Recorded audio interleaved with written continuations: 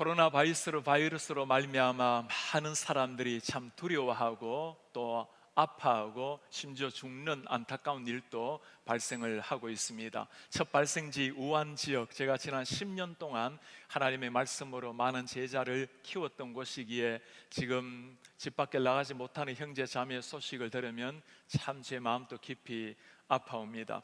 지난 한 주간에는 한국에 갑작스럽게 불어닥친 바이러스로 말미암아 많은 우리 조국의 사람들이 두려워하고 또 걱정하고 심지어 예배를 하지 못하는 일도 일어난다는 소식에 마음이 참 아픕니다. 병이 발생하는 것은 어느 시대든 어느 장소든 있어 왔던 일입니다. 중요한 것은 이런 병이 발생이 될 때 신속하고도 정확하게 진단을 하고 처방하는 일이 될 것입니다. 우한에서 첫 환자들이 발생을 했을 때 확산을 막을 수 있는 기회는 있었습니다. 이월량 의사가 수산시장에서 일하는 사람들에게 나타나는 바이러스를 보면서 아마도 감염의 위험을 이야기했지만 중국 정부는 그의 입을 막았고 그로 말미암아 오늘까지 확산되는 안타까운 사태를 우리가 맞이하고 있습니다. 어떤 병이든지 정확하게 진단하고 파악을 해서 신속하게 대처하는 것이 치료의 길이 될 것입니다.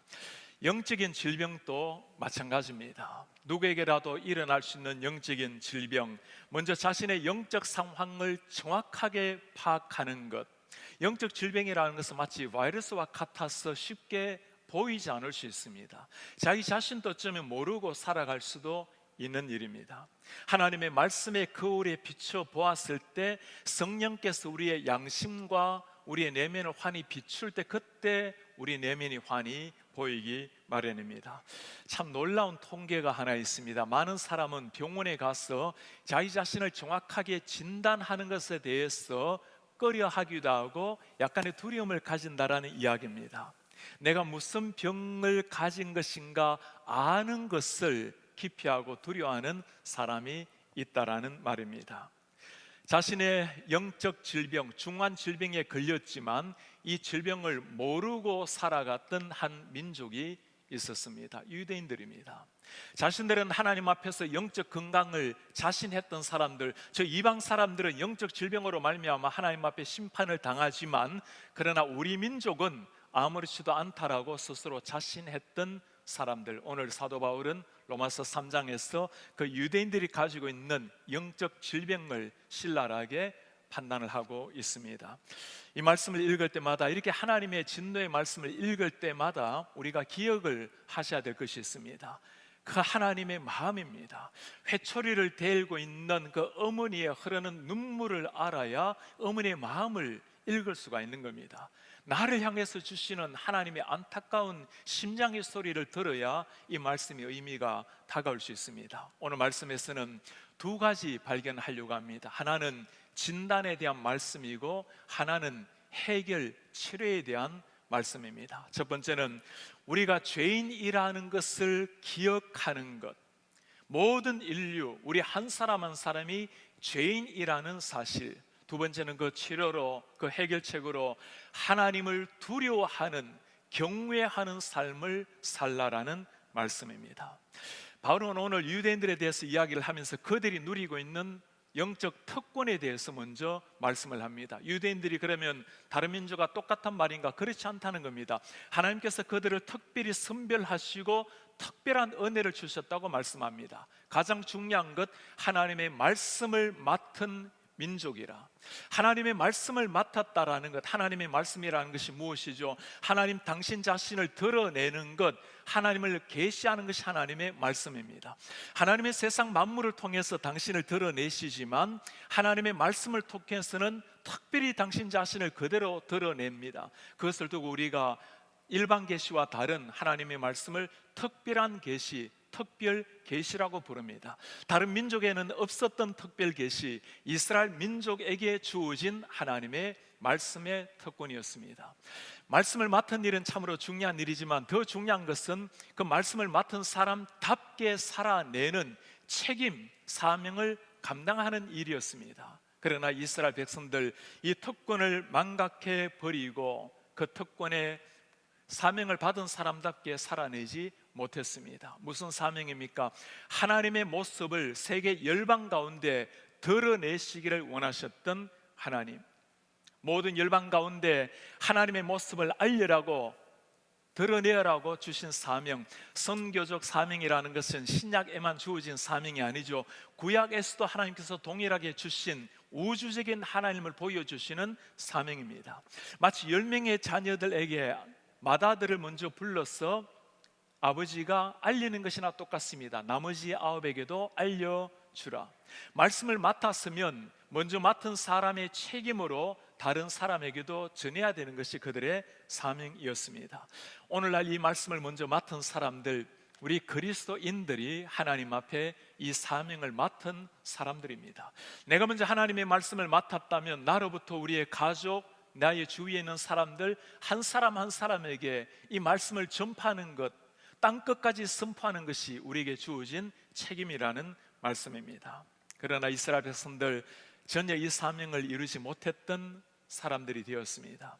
니느웨에 가서 하나님의 말씀을 전하라고 했던 하나님의 말씀, 요나가 어떻게 반응합니까? 니느웨를 거부하고 다시스로 도망을 합니다. 요나뿐이겠습니까?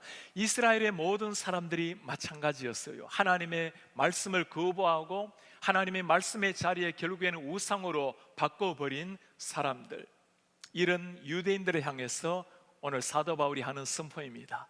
너희 모두가 죄악 속에 빠진 사람이라. 모든 사람이 죄인이라. 유대인뿐만이 아닙니다. 지켜보고 있던 모든 이방 사람들도 마찬가지입니다. 오늘 바울이 그것 선포하고 있습니다. 그러면 어떠하냐? 우리는 나으냐? 결코 아니라. 유대인이나 헬라인이나 다 죄 아래 있다고 우리가 이미 선언하였느니라. 어느 정도입니까? 기록된 바 의인은 없나니 하나도 없으며 깨닫는 자도 없고 하나님을 찾는 자도 없고 다 치우쳐 함께 무익하게 되고 선을 행하는 자는 없나니 하나도 없도다.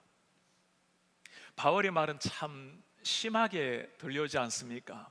우리 그리스도인들 가운데 내가 죄인이라는 것을 인정하지 않은 사람은 아무도 없을 겁니다. 중요한 것은 내가 어느 정도 죄인인가에 따라서는 다 사람마다 반응이 다를 겁니다. 내가 죄를 짓고 하나님 앞에 부족하게 살아가지만 이 정도까지는 아니지 않는가라고 생각하는 사람들이 많을 겁니다. 유대인들은 당연히 더 그렇게 생각을 했을 겁니다. 바울의 지적은 여기서 끝나지 않습니다. 우리 13절에서 15절에 보면 새 번역 성경으로 좀 쉽게 읽으면 이렇습니다. 그들의 목구멍은 열린 무덤이라. 열린 무덤, 말을 할 때마다 썩은 악취를 드러내는 열린 무덤. 혀는 사람을 속인다. 입술에는 독사의 독이 있다. 입에는 저주와 독설이 가득 찼다. 말을 할 때마다, 혀를 움직일 때마다 내 의지와 상관없이 끊임없이 악독이 배어져 나오는 사람들, 바른 피를 흘리는 일에 빠르다. 한마디로 입을 열 때마다, 손발을 움직일 때마다 죄의 열매를 생산해낸다라는 말씀입니다. 어느 정도 죄를 짓는가가 문제가 아니고, 큰 죄를 지으면 중한 죄고 어느 정도 착하게 살면 어느 정도 용납이 될 만하고, 그런 게 아니라는 겁니다. 하나님을 떠나 있는 인간의 모습, 태어날 때부터 죄의 속성을 가지고 태어나서 죄의 경향을 가지고 끊임없이 우리가 하는 생각, 말, 행동이 죄의 열매를 만들어 낸다라는 말씀입니다. 삶 자체가 죄의 오염 속에 빠져 있다라는 말씀입니다. 내가 죄인이라는 말, 이 죄로 말미암아 심판받아 죽을 사람이라는 것 듣기에 좋아할 사람은 아무도 없을 겁니다. 나름대로 경건하게 살려고 애쓰는 사람들, 착하게 살아내는 사람, 특히 유대인 같은 사람들은 이 말씀에 당연히 거부 반응을 보이게 될 것입니다. 목사님들 중에서도 지옥이라는 말, 심판이라는 말은 설교에 사용하지 말라고 강조하는 사람들도 있습니다. 차가운 말, 판단하는 말을 사용하지 말라는 말입니다.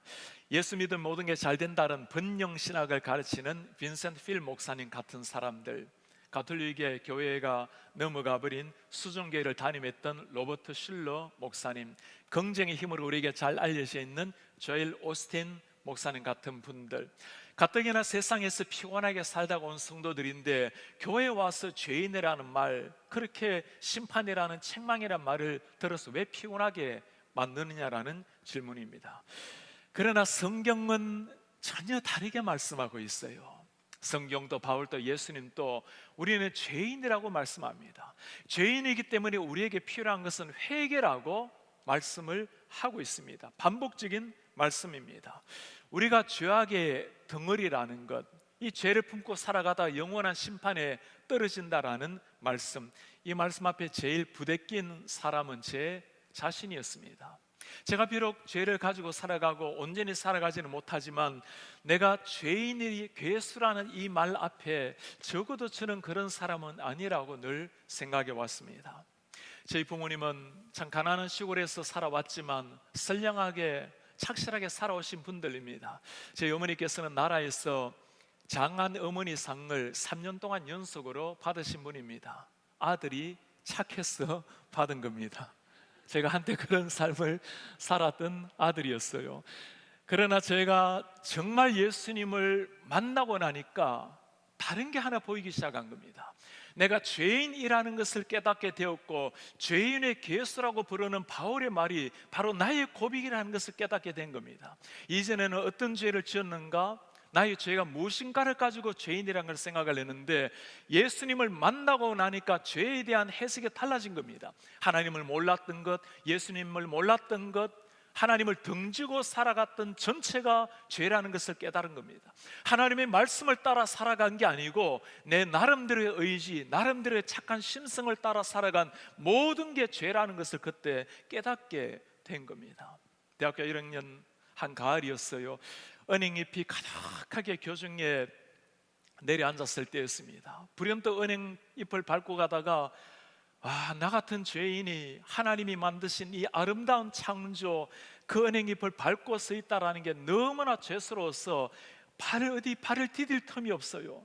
꼼짝없이 그렇게 아파하면서 1시간 이상을 서 있다가 발에 쥐가 나가지고 얼마나 고생하면서 그렇게 발걸음을 떼는지 모릅니다.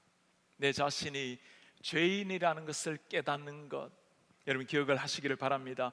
내가 죄인이라는 사실을 깨닫게 되는 것 자체가 하나님의 은혜입니다. 하나님의 은혜가 임해야 내가 누구인지를 깨닫게 되고, 내가 누구인지를 깨달아야 주님의 보혈의 피, 하나님의 구원의 은혜가 뭔지를 깨닫게 되는 겁니다. 거기에 치료의 첫 단계가 시작이 되는 겁니다. 지난주에 시더 선교 대회에서 참 많은 은혜를 받게 되었습니다. 세계 각국에서 우리 선교사님들 또 성인사람들 위해서 기도하는 많은 성도님 300명이 터키에 함께 모여서 함께 하나님의 은혜를 나누게 되었습니다. 시더 선교회 우리 교회에서 30년 전에 시작한 선교단체입니다. 지금은 그 많은 사람이 세계 각국에 들어가서 얼마나 아름다운, 참 지켜보면서 너무너무 제가 한 형제로서 목사로서 자랑스러웠어요. 미국에서 공무원 생활을 잘 지내다가 러시아에 20년 이상 선교하신 분이 계셨습니다. 그렇게 간증을 해요. 나타샤라는 한 자매에 대한 간증이었습니다. 이 자매가 청년 시절에 휴지통을 뒤지면서 그렇게 근근히 먹고 살았던 청년이었습니다. 교회로 나오게 되었고 하나님의 말씀을 듣게 되었고 예수님을 만나게 되었어요. 예배 때마다 그 핏줄기 같은 눈물을 계속 흘리더라는 겁니다. 한두 주가 아니고 오랜 세월 앉으면 핏줄기 같은 눈물, 내가 죄인이라는 것에 대한 회개, 회심의 눈물이었어요. 나 같은 죄인을 살려주신 주님을 향한 감사의 눈물이었습니다. 주님 앞에서 회개, 감사의 눈물이 끊임없이 쏟아진 사람, 하나님의 은혜가 임할 때 일어나는 일입니다. 우리 성도님들, 교회를 오래 다니다 보면, 어느 정도 열심을 내 다니다 보면 우리에게 회개의 눈물이 점점 말라질 때가 있어요. 주님을 처음 만날 때만 나타나는 눈물이 아니에요. 회개의 눈물이라는 것은 죄가 많아서 흘리는 눈물이 아니라 하나님께 가까이 가면 가까이 갈수록 나오는 게 회개의 눈물입니다. 그 찬란한 하나님, 거룩하신 하나님 앞에 나의 티끌 같은 죄도 환하게 비칠 때 그때 일어나는 것이 회개의 눈물입니다. 우리 성도님들, 우리 주님을 깨끗한 영혼으로 매일 쳐다보시면서 그 주님 앞에 회개의 눈물, 이 회개의 눈물을 넘어서 날 구원하신 하나님에 대한 감사의 행복의 눈물을 늘 주님 앞에 쏟는 이런 깨어있는 영혼의 소유자 되시기를 주의 이름으로 축복합니다. 온통 죄악으로 물들어져 있는 우리의 모습, 오늘 로마서 1장에도 2장에도 3장에도 이렇게 하나님께서 우리의 죄성을 드러내고 하나님의 진노의 대상이 된다라는 이야기를 하는 이유가 무엇일까요? 하나님께서 이렇게 우리에게 안타깝게 말씀하실 때는 하나님의 마음을 읽으셔야 되는 겁니다. 오늘 이 말씀을 여러분 뒤집어서 한번 생각해 보세요. 너희가 이런 사람이었는데 이제는 그리스도 안에서 변화된 사람이라고 말씀하시는 주님의 마음을 한번 읽어보세요. 의인은 없나니 하나도 없으면 무슨 말 하고 싶을까요? 그러니 너희들은 그리스도 안에 있으면 모두가 의인답게, 신앙인답게 살라라는 말씀 아니겠어요? 깨닫는 자도 없고, 무슨 말 하고 싶은 겁니까? 모두가 성령의 은혜로 말씀을 깨달으며 살라는 겁니다. 하나님을 찾는 자가 없고 모두가 진지하게 하나님을 열정적으로 신실하게 찾으라는 말씀입니다. 다 지우참게 무익하게 되어버리고 worthless의 인생이 아니라 모두가 삶의 전 영역에서 유익한 삶을 살라는 말입니다. worthy life를 살라는 말씀이에요. 선을 행하는 자는 하나도 없도다. 모두가 착한 행실로 내 속에 살아계신 예수 그리스도의 은혜로 성령의 은혜로 하나님의 영광을 드러내라는 겁니다. 그 입에는 저주와 악독이 가득하고 이런 은혜의 소유자가 아니라 말할 때마다 축복의 언어로 사람을 세우는 인생이 되어라. 이게 우리 하나님께서 우리에게 들려주고자 하는 말씀 아닙니까?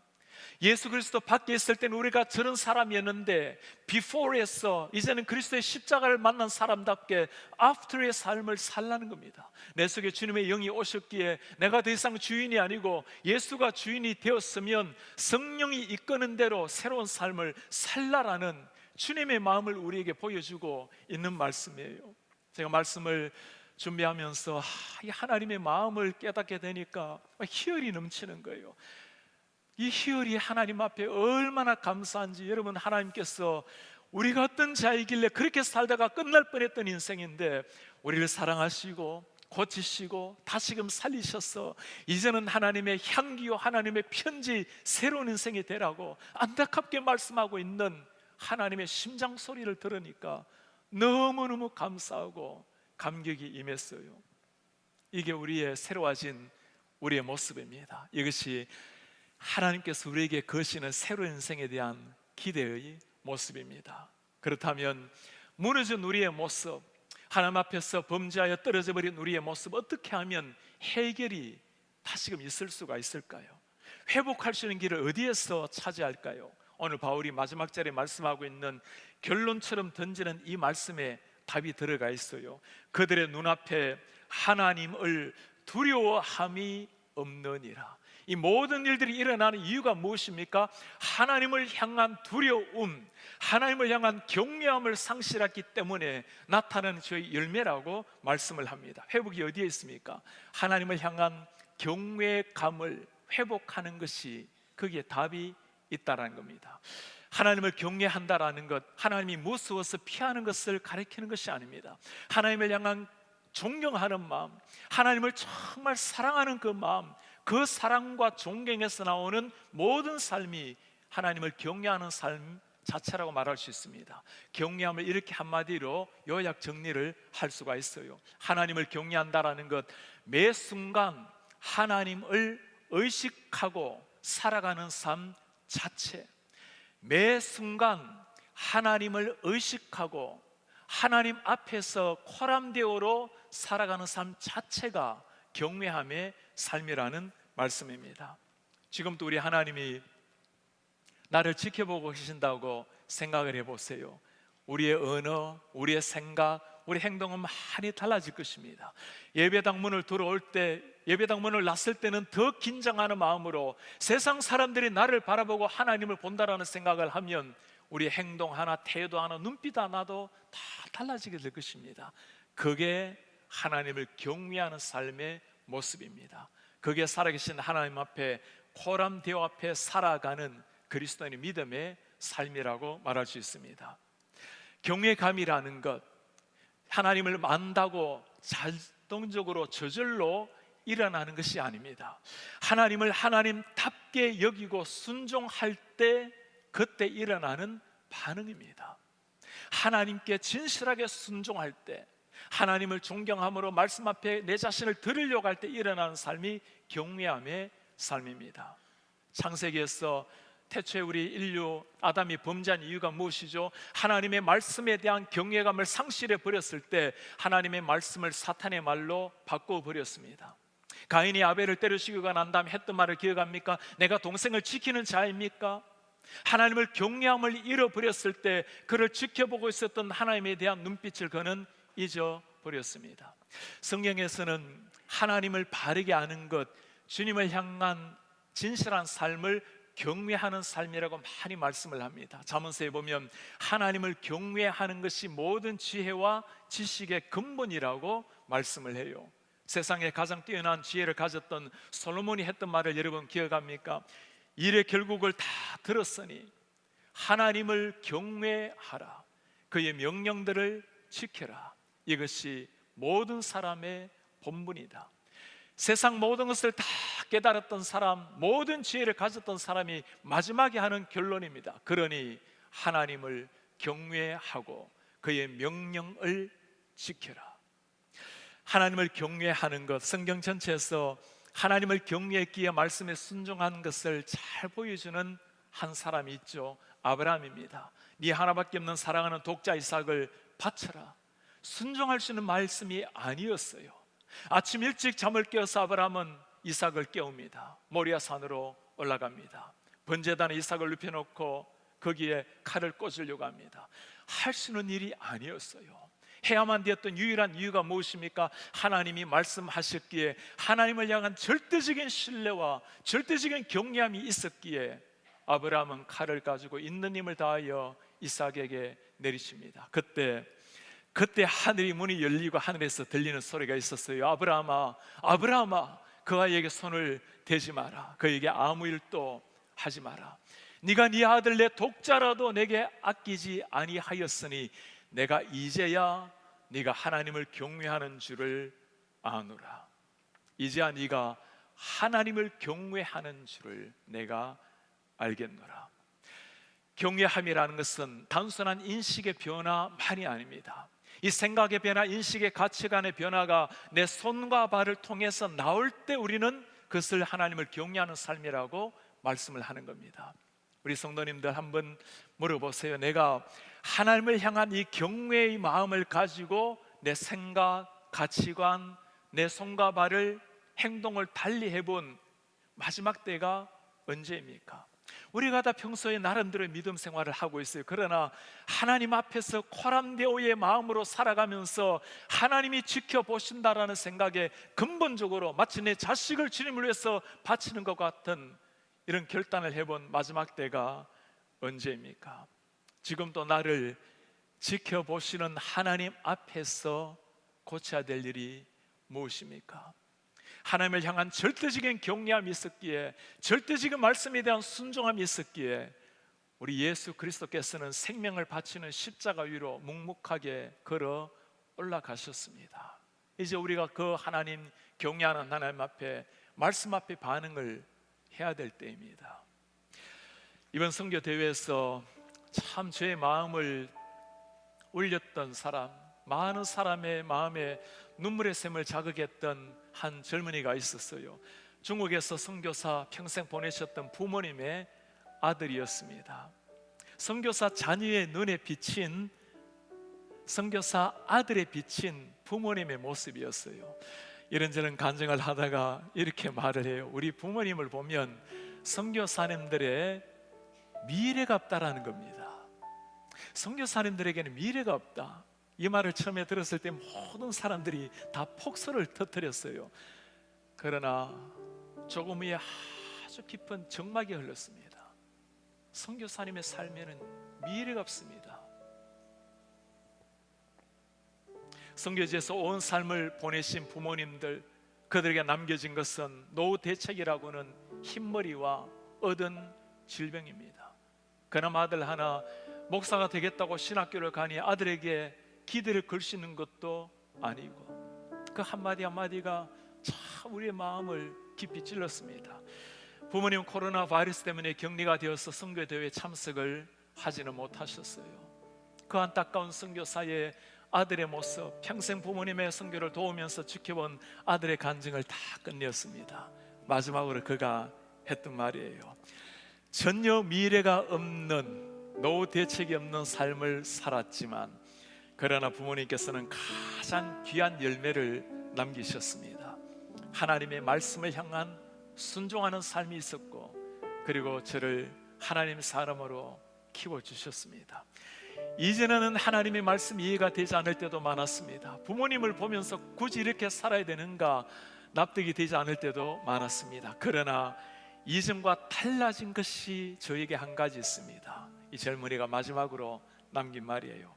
내가 죄인이라는 사실을 철저하게 깨달았다라는 것, 하나님을 나의 주인으로 진실로 존경하고 경외하게 되었다라는 것, 나는 없고 오직 예수 그리스도만 내 속에 있다라는 사실입니다. 이보다 더 위대한 열매, 한 인생의 열매가 어디에 있을까요? 이제는 그 척박했던 땅, 그렇게 가난하게 힘겹게 살았던 부모님의 뒤를 이어서 자신도 목회자가 되겠다고 텍사스에서 신학대학원에서 공부를 하고 있습니다. 하나님 앞에 살아가는 인생, 내가 죄인임을 깨달은 인생, 하나님을 경외함으로 살아가는 인생, 그렇게 살아가는 겁니다. 오늘 우리는 하나님께서 우리에게 바울을 통해서 들려주신 두 가지 말씀을 가슴에 새겼습니다. 내가 죄인이라는 것, 온 인류가 죄인이라는 것, 내가 하나님 앞에 죄인이라는 것, 죄인이라는 것을 넘어서 이 죄 때문에 우리 주 예수 그리스도께서 이 땅에 오셨다라는 사실, 나를 구원하셨다는 그 사실 앞에 감격의 환희의 찬미가 나오고 감격의 눈물이 흘러나오는 이 복음, 이제 주님 앞에 변화를 받았다면 우리가 살아가야 될 한 단어를 배웠습니다. 하나님을 경외함, 하나님 앞에서 살아가는 삶 자체라고 했습니다. 우리 성도님들, 우리 호흡이 있는 마지막 순간까지 내가 죄인이라는 사실 앞에 흘리는 눈물이 있으면 좋겠어요. 영이 깨어 있어야 흘릴 수 있는 눈물입니다. 그런 회개의 눈물을 넘어서 나 같은 죄인을 구원하신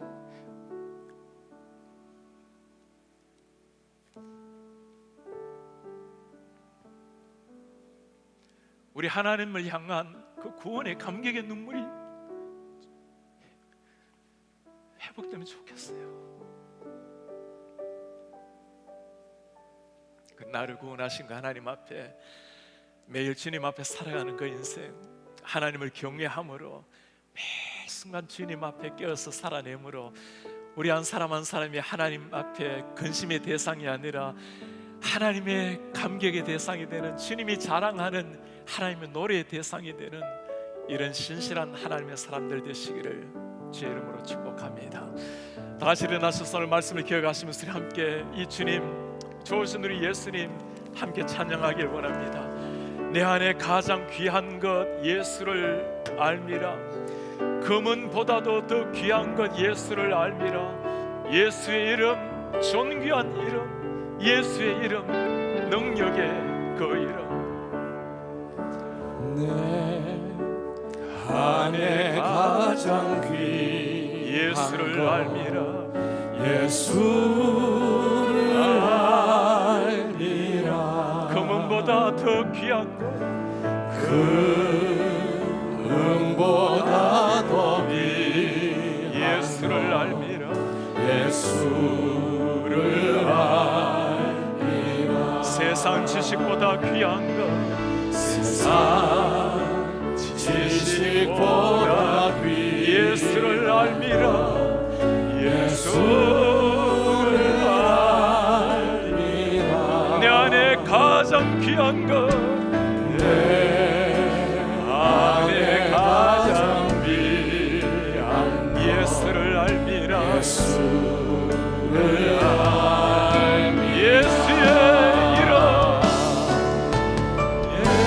예수의 이름, 오 존귀하신 예수 그 이름, 존귀한 그 이름, 예수의 이름,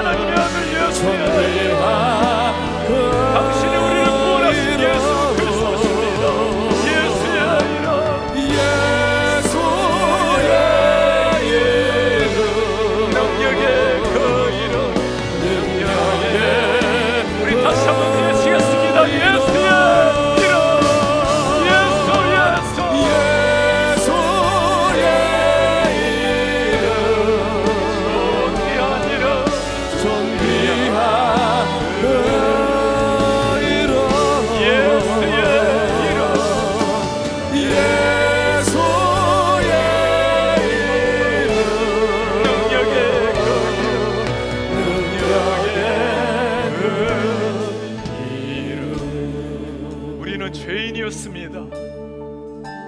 하나님의 은혜가 아니었다면, 예수의 십자가의 피가 아니었다면, 그 33살의 젊은이의 죽음이 아니었다면 그렇게 살다가 영원한 지옥으로 떨어졌을 가련한 인생들이었어요. 이런 저희를 하나님께서 아직 죄인 되었을 때 당신의 아들을 희생시키시고 우리를 살리셨습니다. 살아있는 영혼이 저와 여러분 한 사람 한 사람이에요. 우리 하나님 우리에게 새로운 기도를 하십니다. 이제는 변화된 인생을 살라, 변화된 은혜의 소유자가 되어라, 하나님을 경외함으로 하나님 앞에 살라. 우리 주님 앞에 기도하기를 원합니다. 주님, 제가 의식 있는 마지막 순간까지 하나님을 경외하는 마음으로 하나님 말씀 앞에서 살아낼 수 있도록 은혜를 부어 주옵소서. 우리 주님 호흡이 닿는 마지막 순간까지 하나님의 말씀에 순종하며 하나님의 사랑 정감에 살아낼 수 있도록 주여 은혜를 도와여 주옵소서. 간절한 마음으로 주님 앞에 기도하겠습니다. 주님 고맙습니다. 아버지, 우리가 하나님 앞에 범죄하였고 우리가 하나님을 몰랐고 하나님 앞에 저주의 대상이 되었습니다. 이런 우리를 주님이 공경해 계시고 사랑하셔서 우리 한 사람 한 사람에게 새로운 생명을 주신 것을 감사합니다. 우리 하나님 아버지 은혜 감사합니다. 우리 사람 죄인들에게 하나님 아버지 이 은혜가 갚을수록 넘치게 하옵소서.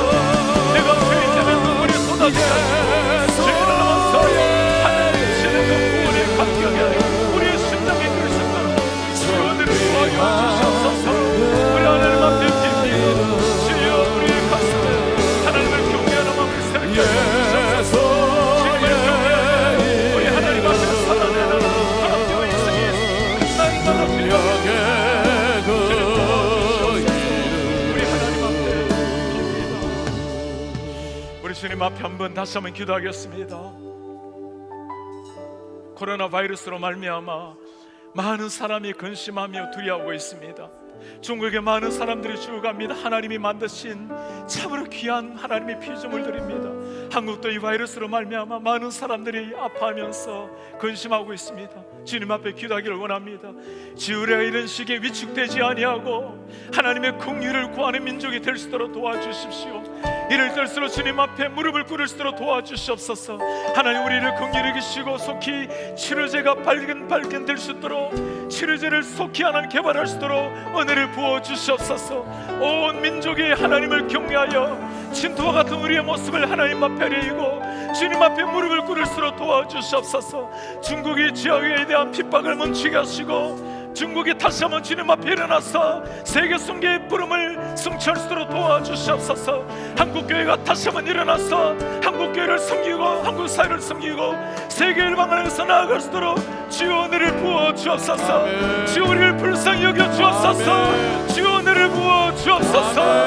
우리 두 손을 들고 주여 한번 부르고 간절하게 기도하겠습니다. 주여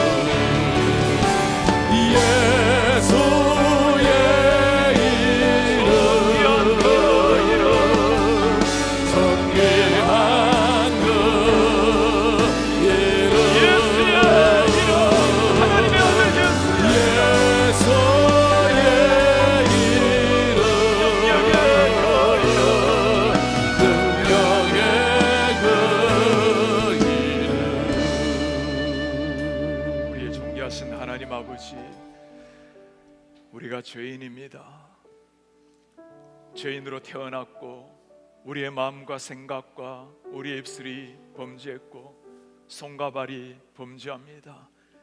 우리에게 하나님 앞에서 우리 자신을 바라보는 영적인 눈이 선명하게 깨어나게 도와주십시오.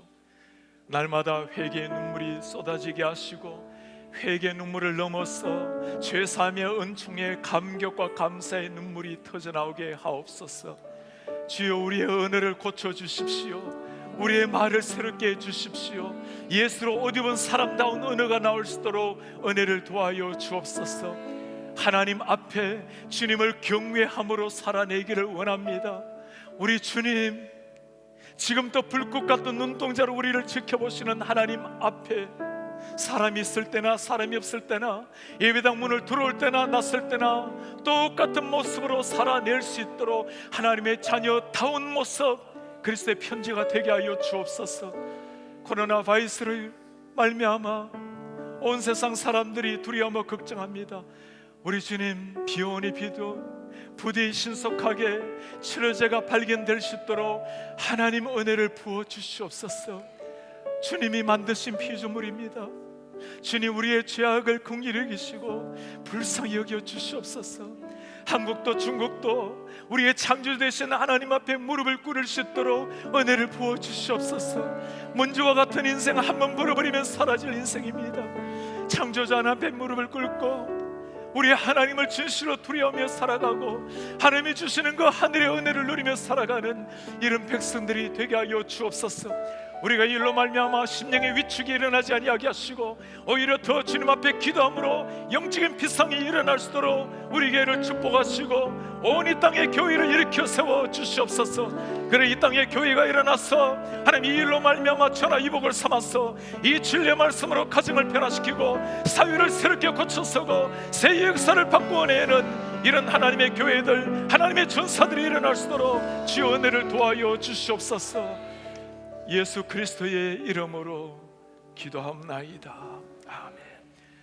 주 예수 그리스도의 은혜와 하나님의 사랑과 성령의 교통하심이 우리의 죄인됨을 주님 앞에 깊이 깨닫고 그 은혜에 감격하며 살아가길 원하는 백성들, 하나님을 경외함으로 일생호흡하기를 원하는 주의 모든 백성들 머리 위에 지금부터 영원토록 함께 있을지어다. 아멘.